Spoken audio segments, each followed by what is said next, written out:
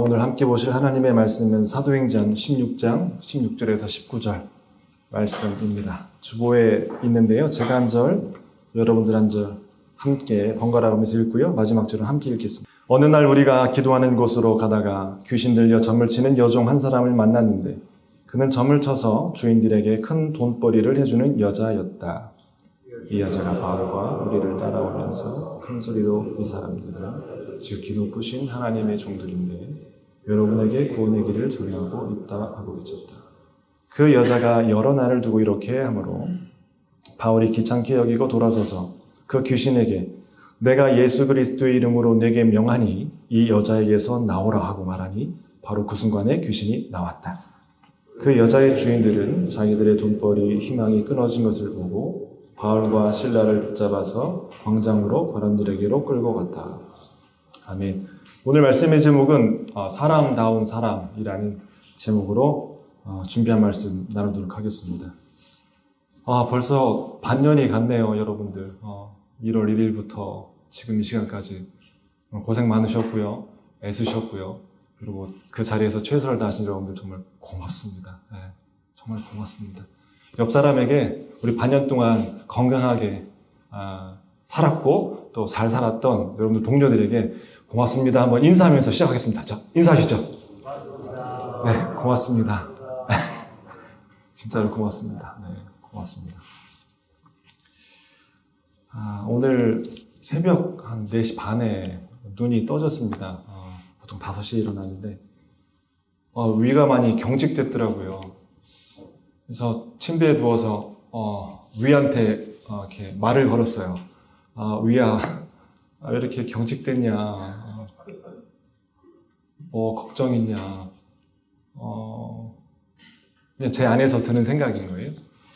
제가 뭔가 잘하려고 하면 위가 경직되더라고요. 잘하려고 하고 잘 보이려고 하고 인정받으려는 마음이 되게 강하면 강할수록 위가 경직되더라고요. 그거를 알아차리게 됐습니다. 네가 그랬구나. 사람한테 좀 이렇게 사랑받고 싶은 욕구도 있고 또 존중받고 싶은 욕구도 있고 그거를 계속 알아차리면서 위를 이렇게 계속 쓰다듬어줬어요. 쓰다듬어주고 토닥토닥 해주고 그렇게 한 30분 했나요? 지금 위가 많이 부드러워요. 여러분들은 여러분들의 몸에 대해서 마음에 대해서 얼마나 자신과 대화를 나누시나요? 오늘 이 시간 하나님을 만나려면 가장 먼저 누구 먼저 만나셔야 되냐면 나를 먼저 만나야 됩니다. 나를 오롯이 만나지 못하면 하나님 못 만나는 것 같아요. 제 지금까지의 경험입니다. 하나님 사랑하려면 나를 제대로 사랑해야 하나님 사랑할 수 있겠더라고요. 나를 제대로 사랑 못하면 하나님 제대로 사랑 못하더라고요. 내 옆에 있는 동료도 마찬가지입니다. 한번 물어봐 주세요. 나한테 자기 이름 부르면서 이렇게요. 혁주야, 잘 있냐? 잘 지내냐? 자, 시작. 너무 작아요. 자기 이름 부르면서 한번 다시 한번 자신에게 따뜻하게 물어봐 주세요. 시작. 혁주야, 잘 지내냐? 네. 잘 지내세요, 여러분들? 어떠세요? 여러분들, 이 속에 있는 장기들은 편안하신가요? 혹시 신호를 보내는데 계속 무시하고 계시지는 않습니까? 무시하지 마십시오. 잘 귀 기울여 들으십시오. 그게 되게 중요한 것 같습니다. 저도 말씀 준비하면서 그냥 준비하지 않았습니다. 또 바꾸고, 또 바꾸고, 또 고민하고, 또 생각하고. 왜요? 여러분들 존중하니까요. 존중한다는 건 그분들이 알아들을 수 있도록 최선을 다하는 것. 그게 제가 여러분들을 존중하는 저의 태도인 것 같습니다. 잘 보이는 거, 인정받는 걸 넘어서서요. 그게 저한테 되게 소중하더라고요. 그래서 제가 준비한 말씀 잘 전하도록 할 테니까 여러분들 딴 생각하지 마시고 마음 모아서 저분이 일주일 동안 뭘 고민하고 말씀과 씨름했는데 도대체 무슨 메시지인가.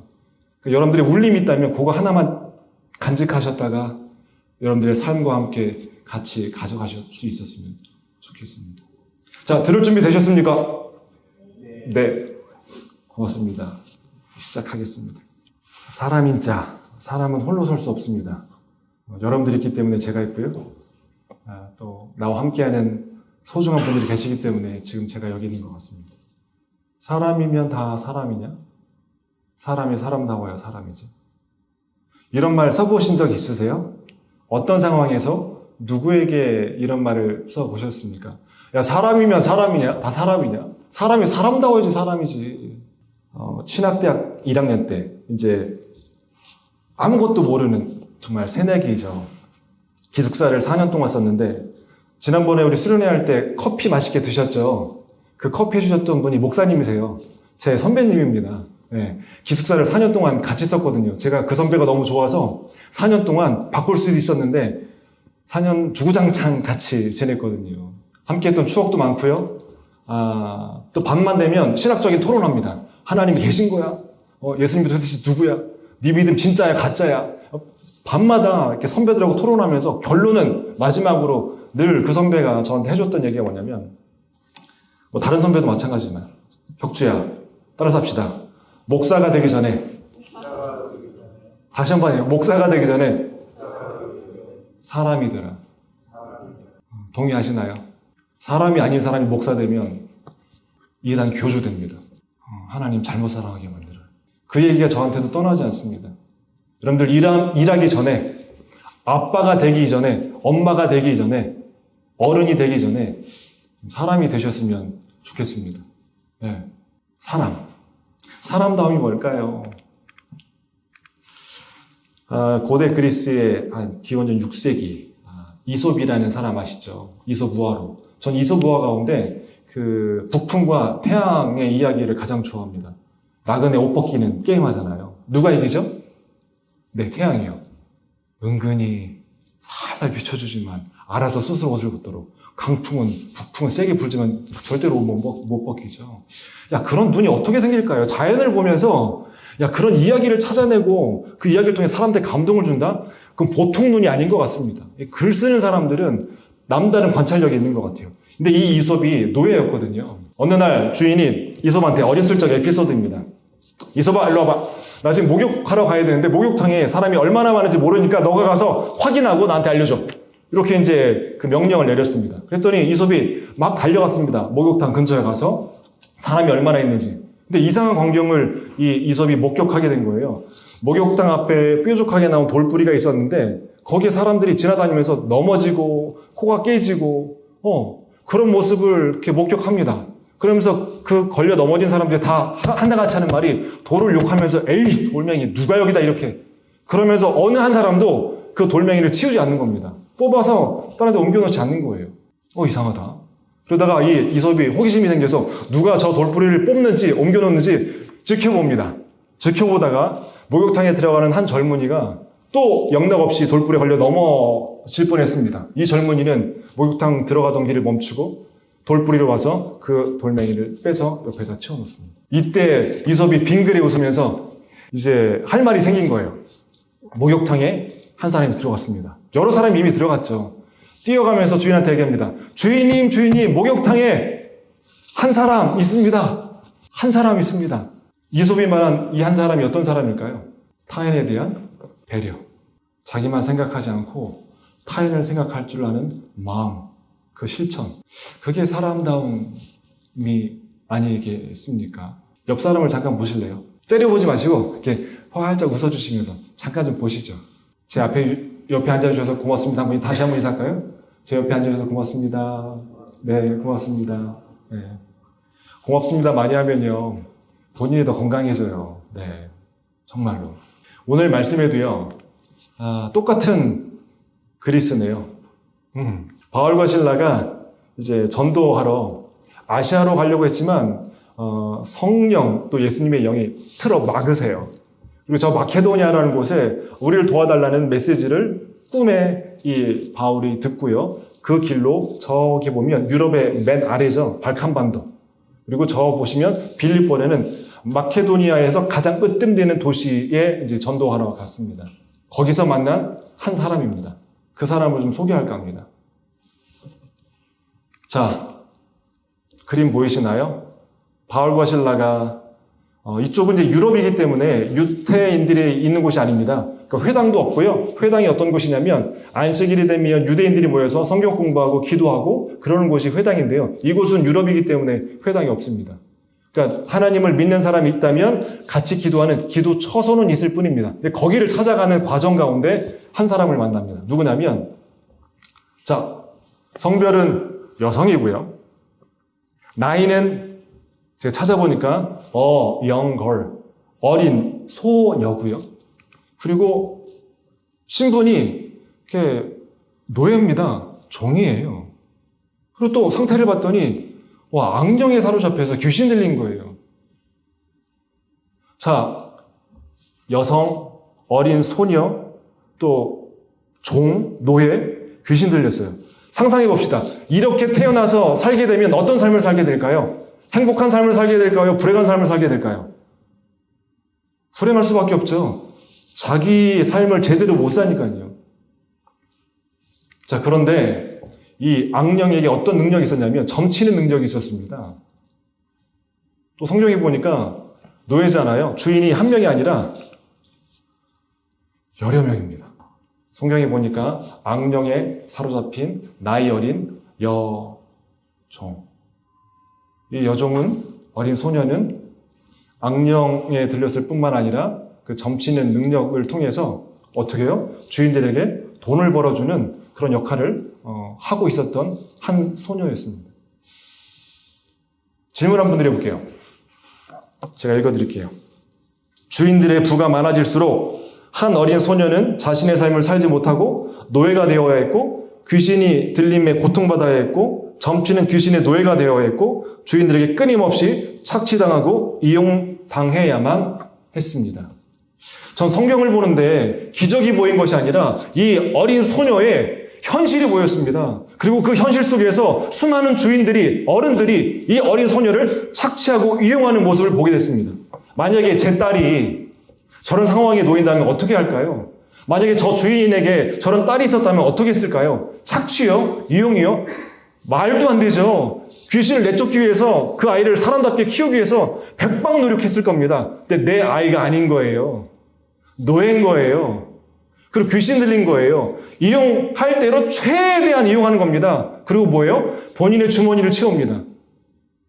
이게 2000년 전의 이야기일 뿐만 아니라 저도 새날에 있지 않았습니까? 수많은 우리 여성 청소년들, 10대 여성들이 집을 나오게 되면 이 검은 세계에서 검은 돈에 의해서 얼마나 착취당하고 학대당하고 억압받는지 모릅니다. 지금도요. 지금도 이 대한민국 땅덩어리에서요. 어떻게 해야 될까요? 어떻게 해야 합니까? 사실 여러분들 귀신보다 더 무서운 존재가 있는 것 같아요. 누군지 아세요? 따라서 합시다. 사람. 네. 여러분들 밤길 귀신 때문에 무서워서 못 가세요? 누구 때문에 무서워서 못 다니세요? 사람이죠. 귀신보다 무서운 게 사람입니다. 사람 진짜 무서워요. 저도 낮에는 이제 저희 집 뒤에 산이 있거든요. 낮에는 정말 당당하게 자유롭게 산에 다닙니다. 근데 밤이 돼서 제가 12시 정도에 하도 이제 고민도 많고 생각이 많아서 그 숲에 들어갔는데 못 들어가겠더라고요. 낮에는 편안하게 갔는데 그 길을 눈 감고도 갔어요. 늘 가던 길이니까. 근데 밤이 되니까 못 가겠더라고요. 뭐 때문에요? 귀신 때문에요? 아니요. 그 어둠 속에 어떤 사람이 숨어서 갑자기 나와서 나를 덮칠까봐, 나를 해할까봐. 그러니까 사람이 무섭더라고요. 따라서 합시다. 나쁜 사람은, 다시 말해요. 나쁜 사람은 나뿐인 사람이에요. 네. 진짜 나쁜 사람은 어떤 사람이냐? 아이가 귀신 들려서 저렇게 힘들게 살아가는데 그것을 착취하고 이용하는 사람, 나쁜 사람이죠. 나쁜 사람이 왜 나쁜 사람인 줄 아십니까? 나뿐인 사람인 거예요.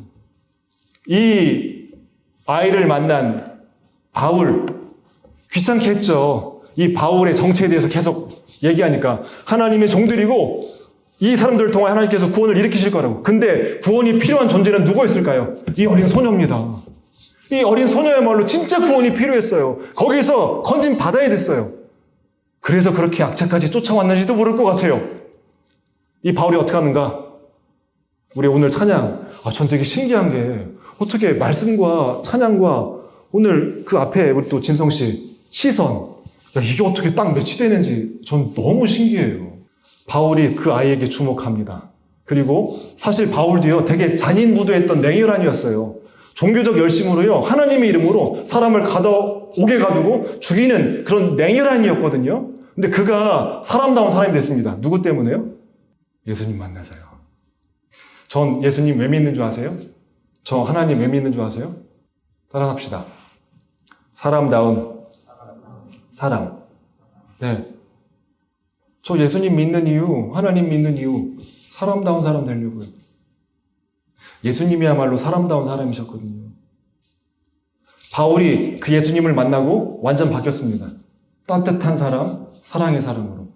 그가 이 어린 소녀에게 이야기합니다. 뭐라고요? 나사렛 예수의 이름으로 명하노니 안에 있는 악령 귀신은 떠나가라. 그러자마자 그 안에 있는 악령이 떠나갑니다. 여러분들, 만약에 여러분들 안에 귀신이 있다고 생각되시면 선포하십시오. 예수 그리스도의 이름으로 명하노니 여러분들 안에 있는 악한 생각은 떠나갈지어다. 가장 고결하고 가장 깨끗한 분의 이름이 예수님이시거든요. 이 여인은, 이 소녀는 건진받게 됩니다. 얼마나 감사한 일이에요. 얼마나 고마운 일이에요. 그런데 이 사태에 대해서 분노한 사람들이 나옵니다. 진짜 나쁜 사람, 나쁜인 사람. 아이고. 여러분 주보 보실래요? 19절 같이. 이 아이가 귀신에서 건진받고 이제 자유케 되었는데 이 주인들은 어떤 생각을 하고 있는가? 19절 읽겠습니다. 시작. 그 여자의 주인들은 자기들의 돈벌이 희망이 끊어진 것을 보고 바울과 실라를 붙잡아서 광장으로 관원들에게로 끌고 갔고. 네, 진짜 나쁜 사람들이죠. 자기에게 이익이 안 되니까 그냥 분노하면서 이 바울과 실라를 옥에 가둬 쳐넣죠. 질문 드립니다. 세상에는 네 종류의 사람이 있는 것 같습니다. 살다 보니까 어떻게 정신이 나간 거예요. 정신 나간 사람이 있어요. 근데 그럼에도 불구하고 정신 차리고 살아가는 정신 차린 사람이 있습니다. 세 번째, 정신 나간 사람을 이용해 먹는 진짜 나쁜 사람들이 있어요. 네 번째, 정신 나간 사람을 불쌍히 여기면서 그를 정신 차리게 해주는 사람이 있습니다. 여러분들은 어떤 종류의 삶을 살고 계십니까? 언제 사람이 사람다워질까요? 제가 수요일마다 하츠 공장에 가는데 제가 찍은 사진입니다. 보이세요? 한번 저게 뭘까요? 도로인데 도로에 이렇게 갈라졌어요. 갈라졌는데 씨앗이 하나 뿌려졌고 거기에 녹색이 올라온 겁니다. 평상시엔 그냥 지나치는데 제가 가까이 가서 멈췄어요. 그리고 이렇게 들여다봤습니다. 자, 사진 공개할게요. 노란 꽃이 피어 있더라고요. 제가 한참을 바라보고요. 그 꽃을 사진 찍었습니다. 저의 작품입니다. 나태주의 풀꽃이라는 그 시 다 아시죠? 워낙 유명하니까. 자, 저 시를 한번 읽어보실까요? 시작. 자세히 보아야 예쁘다. 오래 보아야 사랑스럽다. 너도. 사람이 사람다워지려면 힐끗 보아서는 안 되고요. 잠깐 보아서도 안 되고요. 자세히 오래 보아야 합니다. 여러분들 프로포즈 할 때 그 사랑의 대상을 잠깐 보십니까? 아니죠. 오래 지그시 보시죠. 질문 한번 드려볼게요. 여러분들 최근에 5분 이상 오래 자세히 들여다보신 게 있다면 그게 뭡니까? 주식 말고요. 주식 말고 살아있는 사람 중에 아니면 자연의 어떤 그 사물 중에 여러분들이 오래 지그시 본 게 무엇입니까? 저는 오늘 아침에 일어나자마자 창문을 열고 밖에 숲이거든요. 정말 고요히 앉아서 한 20분 정도 수많은 새소리를 들었어요. 지저귀. 이름은 모르겠지만 숲속에서 새날이 시작됐어요. 하루가 시작됐어요. 그 새벽에 수많은 새들이 막 쥐저기는 거예요. 너무 궁금해지더라고요. 어떤 새일까? 이름이 뭘까? 너무 궁금해졌어요. 사람은 언제 사람다워지는가? 멈춰서요. 자세히 볼 때요. 따라서 합시다. 고요해지면 맑아진다. 맑아지면 밝아진다. 밝아지면 비로소 보인다. 이건 제 얘기가 아니라 제가 어제 다 읽은 그 조신영의 고요한 마음이라는 소설에 있는 내용입니다. 언제 고요해지나요? 멈춰야 돼요. 고요해지면 맑아져요. 맑아지면 밝아져요. 밝아지면 비로소 보게 됩니다.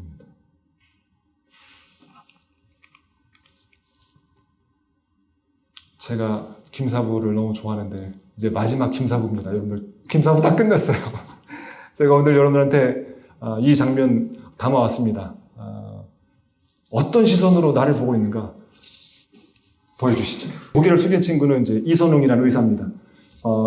눈에 이상이 좀 있어요. 정록색약. 빨간색을 못 봅니다. 의사가 빨간색을 못 본다? 이거 큰일 날 일이죠. 근데 어려움을 통과해서 여기까지 왔어요. 근데 열심히 훈련을 해서 구분을 하는데 갑자기 응급 환자가 왔는데 화상 환자입니다. 빨간색이 안 보인 거예요. 실수를 한 겁니다. 놓친 겁니다. 그것에 대해서 지금 자책하면서 본인 방에 와서 나 진짜 그러지 말았어야 돼. 막 자책하는데 김사부가 짜잔 등장하면서 사람다움의 모습을 보여줍니다. 이야, 진짜 멋있는 장면이거든요. 명대사가 많은데요. 저도 드라마 보면서 뭐 나이가 또 나이인지라 이렇게 눈물이 많이 나는지 모르겠어요. 이 대사가 나옵니다. 멋진 대사인데요. 저도 여러분들한테 이 말씀을 꼭 드리고 싶어요. 빨간 글씨 한번 같이 읽어보겠습니다. 시작.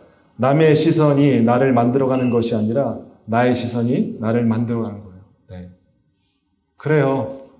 여러분들은 여러분들 어떻게 생각하십니까? 아이, 쓸모없는 놈. 야, 또 실수했어. 야, 그것밖에 안 돼. 그러지 마십시오. 그러지 마십시오. 괜찮아요. 그럴 수 있어요. 성경에서 우리에게 시선을 정확하게 가르쳐 줍니다. 우리는요, 어떤 존재인 줄 아세요?